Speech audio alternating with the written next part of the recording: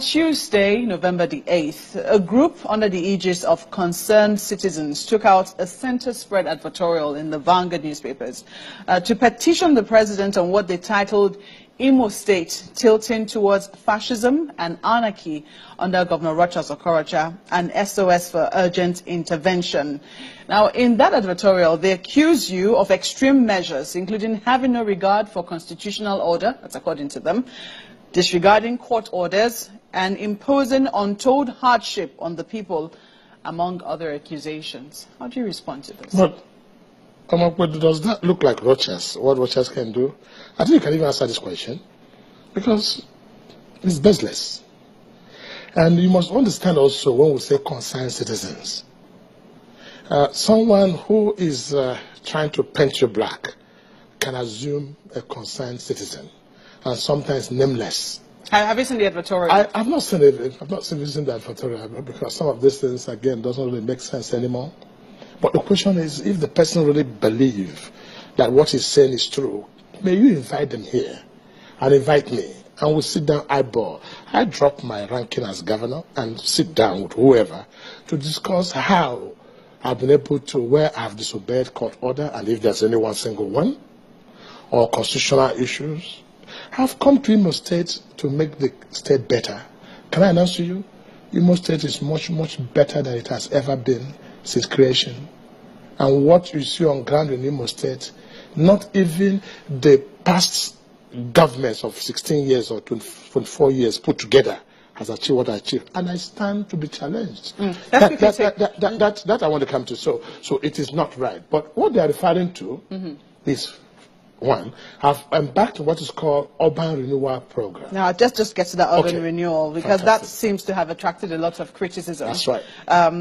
Some people, some of your opponents say it as a witch hunt. I'll show you one visual now, which I'd like you to respond to. It's the picture of the home of the APGA governorship candidate in the state, Emmanuel Ihanacho. That's his house. And he says that, you know, he's not been able to access his house in the last 3 months, and sees your renewal as also an attempt to witch hunt some of your political opponents. Do you agree with them?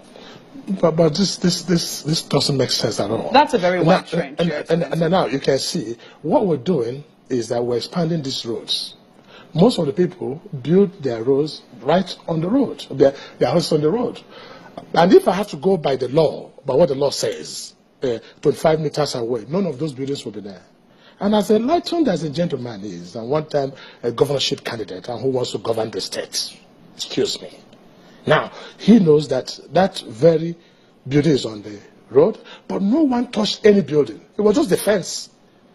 And I said, by the time I finish this road, in fact, he owes me to pay me more tax, because the value of this property would have jumped by almost 500%, because it's looking like a brand new city. But in the meantime, it's okay for him not to be able to access his house? No, that's the work is going on. That's the work is going on everywhere. Even my own property, I brought down the fence. In Olu, my building that is about 2 floors, I brought the building down myself. But that's my own building, but I never brought anyone's building down. Just make sure there's a space for the people. I mean, we'll have traffic congestions for the future. The city is looking clumsy, the city is not looking beautiful, and we want to make it beautiful. You come to Abuja here, you see good roads. Wouldn't you like it? Now, another issue that is up is the issue of the market, a cuckoo, which is very laughable. And the cuckoo there is right 3 minutes away from Government House. That's where you have the worst criminal activities today. The whole road, which is called the Douglas Road, the only major road coming, is all blocked by people, shanties and people staying on the train. I said, we must clean this up. And I said, no, it's ancestral. I said, if ancestral means to respect, let's go back to the leaf days now, where our leaves, if you don't want progress in the land. Now, and the question you ask of what benefit is this to Rochas or my family, or to me as a person, if it's not for the interest of the entire state called Imo State, and to make our city beautiful, to attract investors, and make it something that you can come and say, listen, I want to live home. That's my home. I'm going to live there for the rest of my life, so I must make it good. You do agree that there are criticisms, and you're aware of the criticisms. Are you taking steps to understand or to ensure that the people are carried along with the projects that you mean well for the people of Imo State? Excuse me, there are people that I call the couldn't sees, and talking sees, and sitting sees, and lying sees, and never appreciating sees. These are the Pharisees of the Bible. They can never see anything good for as long as it's you. Listen, I've put 70% of Imo State government wealth in our capital since I became governor. Just make it a city that we can all be proud of. When I came into that city, the government house was nothing to write, was dead. I gave them a brand new government house. I have international conference center. I have like what you have Eagle Square. Whatever you have in Abuja, I have replicated in our capital city. And there's no any government building of the past that has not been changed to befit the new looks of our capital. So what do you say to the accusations that some of these projects that you've carried out, you've done by bullying contractors in your state? They say that you issue contracts, pay a certain amount for mobilization, and never finish paying contractors. Let the person come. These are all cheap talks. Let me see. This government does not owe any contractor, quote me. Since I became governor, we don't owe any single contractor.